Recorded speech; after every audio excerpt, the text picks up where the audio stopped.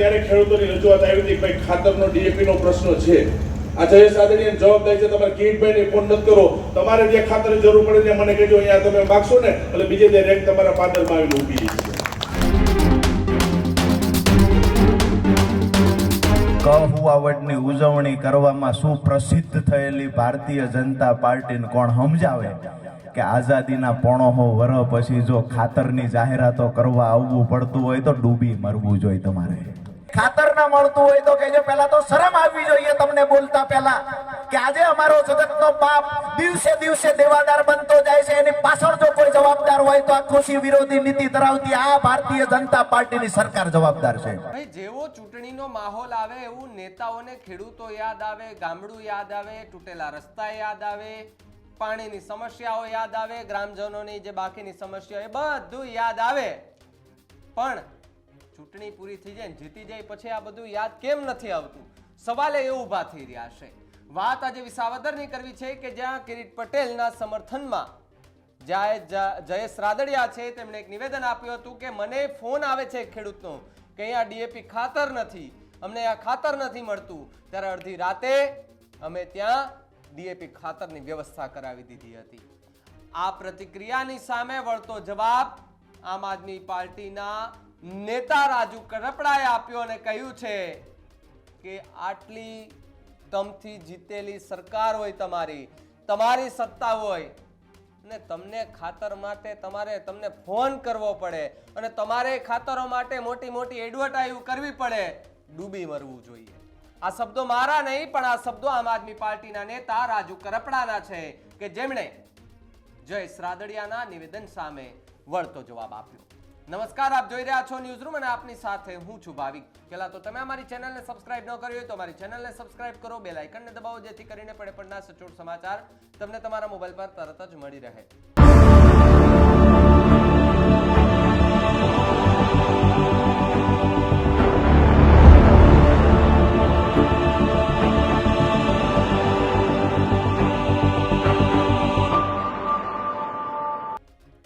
રાજ્યમાં આમ તો બે પેટા ચૂંટણી છે. કડી, જો કે કડી ઉપર બહુ ઓછા લોકોની નજર છે અને કડીનું રાજકારણ પણ ખૂબ ઓછું ગરમાયેલું દેખાય. સૌ કોઈની નજર આજે વિસાવદર પર છે અને વિસાવદરનું રાજકારણ દિવસે ને દિવસે ગરમાઈ રહ્યું છે. દિવસ ઉગે જેમ સૂરજ ઉગે એમ કંઈક નવું ત્યાં જોવા મળી રહ્યું છે, નવા ચહેરાઓ જોવા મળી રહ્યા છે. 16 ઉમેદવારો છે, અપક્ષ સહિત બીજા ભારતીય જનતા પાર્ટી, કોંગ્રેસ અને આમ આદમી પાર્ટી. આ ત્રણેય ઉમેદવારો વચ્ચે જો ખરાખરીનો જંગ હોય તો આમ આદમી પાર્ટીમાંથી ગોપાલ ઇટાલિયા અને ભારતીય જનતા પાર્ટીમાંથી કિરીટ પટેલ, આ બંનેની સામસામે અત્યારે લડાઈ જે છે તે ખૂબ રોમાંચક બની છે. આરોપ પ્રત્યારોપો લાગી રહ્યા છે. કિરીટ પટેલે એવું પણ કહ્યું હતું કે હું જીતીશ તો પેરિસ જેવા રસ્તાઓ બનાવી દઈશ, તો બીજા જ દિવસે ગોપાલ ઇટાલિયાના ફેસબુક પ્લેટફોર્મ પર એક વિડીયો આવ્યો, એમાં રસ્તાઓ તૂટેલા અને પેલું એક પાડી જેવું હતું બધું તૂટેલું, એટલે ખબર પડી ગઈ કે અહીંયા પેરિસ જેવા રસ્તા હાલે એવા નથી. એટલે ન જો કરવું હોય ન કરવું હોય તો વાતો પણ ન થવી જોઈએ. પણ વાત આવે છે મારા ખેડૂત ભાઈઓની. જ્યારે સામાન્ય જનતાનું કોઈ ન સાંભળે તો ખેડૂતોનું કોણ સાંભળે? સવાલો સૌથી મોટા ઉભા અહીંયા થઈ રહ્યા છે.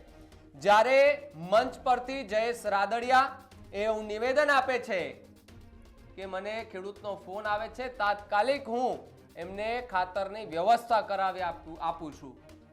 હવે વ્યવસ્થા કરાવી આપે છે, ખૂબ સારી વાત છે કે ભાઈ કરાવી આપી, પણ મારે જયેશભાઈ રાદડિયાને એટલું કહેવું છે કે દારૂઓ બેફામ વેચાય છે, એમાં કોઈને કહેવું નથી પડતું કે ભાઈ એટલી જ દેજે, આટલી જ મોકલજે. ખેડૂતોને તો ત્યાં ડીએપી ખાતર લેવા જાય તો ઓલી બોટલો 800, 900, 1000, 2000 ની પકડાવે છે, એની સામે તમે જરાક બોલજો ખરા, કારણ કે એ પણ ખેડૂતો સાથે ખોટું થઈ રહ્યું છે. બારદાનમાંથી ભાવ કઢાવે છે, જ્યારે માલ વેચવા જાય છે માર્કેટ યાર્ડમાં ત્યાંથી પણ એને લૂંટવામાં આવે છે. ખેડૂતો બધી બાજુથી લૂંટાયા છે ભાઈ, છતાં પણ નેતાઓ મોટી મોટી બાકાઝીકી બોલાવે છે, મોટા મોટા નિવેદનો આપે છે. એ નિવેદનો ઉપર ખરા તો ઉતરો યાર. તમે કહો છો કે ખાતરો આપવામાં આવે છે, કયું ખાતર આપવામાં આવે છે ભાઈ? અરે સાહેબ, જે ખાતરો અમુક આપવામાં આવે છે એમાંથી પથ્થરો નીકળે છે, એ શું કે ખેડૂતોને ખેતરમાં નાખવાના એ પથ્થરો? ભાઈ માત્ર વાતો કરવાથી કશું નથી થતું. રાજનીતિની જગ્યાએ રાજનીતિ બરોબર છે, બાકી જનતાની સેવા કરવી હોય ને તો ગ્રાઉન્ડ પર આવવું પડે. એ ખેડૂતની જેમ માથે એ ફાળિયું બાંધી અને 5 દિવસ સુધી જુઓ તમે રોકાઈને. તમે ભલે કહો છો કે અમે ખેડૂત પુત્ર છીએ, ખેડૂત પુત્ર છીએ, પણ ખેડૂત પુત્ર બનીને જોવું પડે, ત્યાં ખેતી કરવી પડે, એ કપડા પરસેવાથી રેપઝેપ થવા જોઈએ તો ખબર પડે કે ખેડૂત કોને કહેવાય. સાહેબ, આ વેદના હું ન સમજી શકું, કારણ કે મેં ખેતી નથી કરી શકતી, પણ હું જે ખેડૂતોને મળ્યો છું, જે ખેડૂતો સાથે મેં વાતો કરી છે, એમના પરસેવો આમ કરે ને ત્યારે એની કિંમત સમજાય છે કે ખેડૂત કેટલી મહેનત કરે છે. એટલે ખેડૂતો માટે આવી વાતો નહીં કરવાની ભાઈ. ખેડૂતો માટે જો કામ કરવા હોય ને તો ગ્રાઉન્ડ પર આવીને કરો. ખાતરની જરૂરિયાત પડે એ પહેલા જ ખાતર ઊભું થઈ જવું જોઈએ, ખાતરની બધી વ્યવસ્થા ઊભી થઈ જવી જોઈએ. આટલી સત્તા હોવા છતાંય તમારી પાસે કેમ ખેડૂતોને આવવું પડે કે અમને ખાતર આપો, અમને ખાતર આપો, ને જ્યારે ખાતર લેવા જાય ત્યારે મોટી મોટી બોટલો પકડાવે કે આ 2200 ની બોટલ તમે નહીં લ્યો ત્યાં સુધી તમને ખાતર નથી મળવાનું. સાહેબ, એ ખેડૂત પાસે ખાતરના પૈસા હોય, બીજા એ બોટલના પૈસા ક્યાંથી હોય? એ બોટલ લેવા જાય તો ખાતર ન મળે, ખાતર લેવા જાય તો એ બોટલ પકડાવી પડે, બરદનમાંથી પૈસા કાઢવા માંડે. સાહેબ, ખેડૂત બધી બાજુથી લૂંટાઈ રહ્યો છે. અને જયેશ રાદડિયા જ્યારે એમ કહેતા હોય કે મેં ફોન કરીને એની ખાતરની વ્યવસ્થા કરાવી દીધી, સાહેબ લાખ લાખ વંદન છે તમને કે તમે ખેડૂતો માટે વિચાર્યું છે. પણ ચૂંટણી આવે ત્યારે આવી વાતો ન થવી જોઈએ. ચૂંટણી પછી પણ જયેશભાઈ આ જ રીતે કામ કરતા રહેજો, તમારે મત માંગવા જવાની જરૂર નહીં પડે. આ લખીને કહું છું અહીંયા. જો જયેશ રાદડિયા આ જ રીતે ખેડૂતોનો ફોન આવા ભેગો જો તરત કામ કરી દેતા હોય ને તો કદાચ જયેશ રાદડિયાને એક મત માંગવા નહીં જવો પડે. એ વગર મતે છૂટી જશે. એ મત માગ્યા વગર એને ચૂંટાઈને જાય લોકો, કારણ કે જનતાના માટે કામ કરતા હોય. પણ એની સામે આખી ચર્ચા થઈ, આ પ્રતિક્રિયાની સામે વળતો જવાબ આપવા માટે રાજુ કરપડાએ એક સ્ટેજ ઉપરથી એવું નિવેદન આપ્યું કે આ બધી નિવેદનો આપતા પહેલા ઢાંકણીમાં ડૂબી મરવું જોઈએ તમારે. હવે 50-50 માં સાંભળો. પેલા જયેશ રાદડિયાનું એ નિવેદન સાંભળો કે જેને ખેડૂતો માટે ખાતરની વાતને લઈને શું કહ્યું, અને ત્યારબાદ એ રાજુ કરપડાને સાંભળો કે તેણે જયેશ રાદડિયાના નિવેદન સામે શું જવાબ આપ્યો. ત્યારે હું હાજર હતો ત્યારે ચૂંટણી જાહેર થઈ ગઈ હતી. ખેડ પટેલ ઉમેદવાર જાહેર નહોતો થયો ત્યારે, અને ત્યારે હતી ત્યારે ખેડૂતોની રજૂઆત આવી હતી કે ભાઈ ખાતરનો ડીએપી નો પ્રશ્ન છે, ખાતર નથી મળતું. ત્યારે મને કેતભાઈ ને અમે ત્યારે બરોબર છે વજુભાઈ બધે લોકો ત્યારે હતા, વાત કરી હતી અમારી રેન્ક આવી ને રાજકોટની, જ્યાંથી ખાતરનો પ્રશ્ન મને કે જો અમારી જવાબદારી છે 700 ટન ખાતર તમારે વિસાવદર ફેશનમાં અમે તાત્કાલિક કાઢી તમને મોકલી. અને કાંઈ ઇસ્યુ નથી. તમને હજી કહું છું એમાં કે તમને મુશ્કેલી પડે, પાયાનું ખાતર તો ડીએપી જતું, એનપીકે, યુરિયા, કેસોઇડ ક્યાંય પણ જોતું હોય ને, આ જયેશ રાદડિયાની જવાબદારી છે. તમારે કિરીટભાઈને ફોન નથી કરો, તમારે જે ખાતરની જરૂર પડે ત્યાં મને કહેજો, અહીંયા તમે માગશો ને એટલે બીજે તે રેક તમારા પાદરમાં આવીને ઊભી છે. કે ખેડૂતો ખાતરની ફરિયાદ લઈને આવ્યા, અહીંયા ખાતર મળતું નહોતું. મેં એક ફોન કર્યો ને અડધી રેન્ક આવી ગઈ. ક્યાંય ખાતર ન મળતું હોય તો કહેજો, ક્યાં નથી મળતું મને સીધો ફોન કરજો. આવું પૂર્વ મંત્રી કહે છે.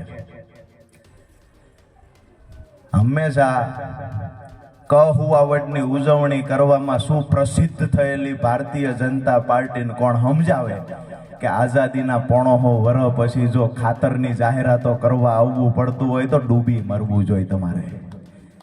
અત્યારે તમે વાતો કરો છો કે ખાતર ના મળતું હોય તો કહેજો, પહેલા તો શરમ આવવી જોઈએ તમને બોલતા પહેલા કે આજે અમારો જગતનો બાપ દિવસે દિવસે દેવાદાર બનતો જાય છે. એની પાછળ જો કોઈ જવાબદાર હોય તો આ કૃષિ વિરોધી નીતિ ધરાવતી આ ભારતીય જનતા પાર્ટીની સરકાર જવાબદાર છે. ખેડૂતોની આવક બમણી કરવાની વાત હતી.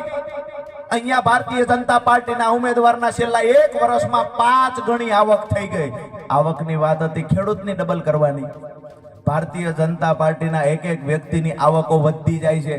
દબંગાઈ કરવામાં માથાભારે પોતે સાપ ધરાવશે એવા ઉમેદવાર અહીંયા ગોપાલભાઈની સામે લડવા માટે ઉતાર્યા છે. દાદાગીરી કરવાની, દબંગાઈ કરવાની, ખેડૂતોને લૂંટીને જે પૈસા ભેગા કર્યા છે આ પૈસાથી ખેડૂતોને હજી દબાવવાના, મતદારોને દબાવવાના, બોગસ વોટિંગ કરવાના તમામ પ્રયત્નો આ ચૂંટણીમાં થવાના છે. પણ એક વાત ચોક્કસથી યાદ રાખજો, આ ચૂંટણી વિસાવદર વિધાનસભાની ચૂંટણી માત્ર વિસાવદરનું પરિણામ નથી નક્કી કરવાની. આ ચૂંટણી ભારતીય જનતા પાર્ટીને 2027માં ગુજરાતમાંથી ઉખાડી ફેંકવા માટેની ચૂંટણી છે. આ વાતને યાદ રાખીને મતદાન કરવા જજો. બંને નિવેદનો તમે સાંભળ્યા. એક બાજુ જયેશ રાદડિયા ખેડૂતો માટે બોલી રહ્યા છે, તો બીજી તરફ રાજુ કરપડા છે તે પણ ખેડૂત નેતા છે. એ ખેડૂતો માટે સતત અવાજ ઉપાડતા જોવા મળે છે.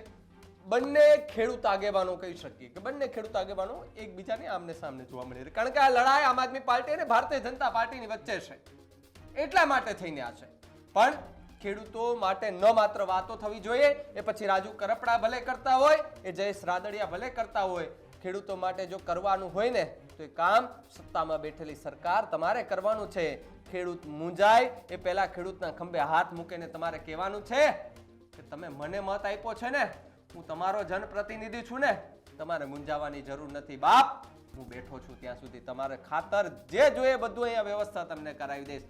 એક મત માગવા જવાની જરૂર નહીં પડે, લખી રાખજો ભલા માણસ. એક મત માગવા જવાની જરૂર નહીં પડે. પણ જો તમે કામ નહીં કરો અને માત્ર ચૂંટણી આવશે ત્યારે તમે વાતો કરીને ત્યારે તમે આવા કામ કરશો તો બીજી વાર તમારે મત માગવા પણ આવવા પડશે, ખાતરોની જાહેરાતો કરવી પડશે. ત્યારે મત આપે ન આપે તો જનતાને ખબર, પણ તમે જે વાતો કરી છે ને એ લોકોના મગજમાં ગરી જશે ને તો લોકો તમને એમ કહેશે કે જો વાતો કરી નેતાએ કોઈ કામ તો કર્યા નથી. જયેશ રાદડિયાનું નિવેદનની સામે રાજુ કરપડાએ જે નિવેદન આપ્યું છે એને કેવી રીતે જુઓ છો કમેન્ટમાં ખાસ લખજો. જોતા રહેજો ન્યૂઝરૂમ. નમસ્કાર.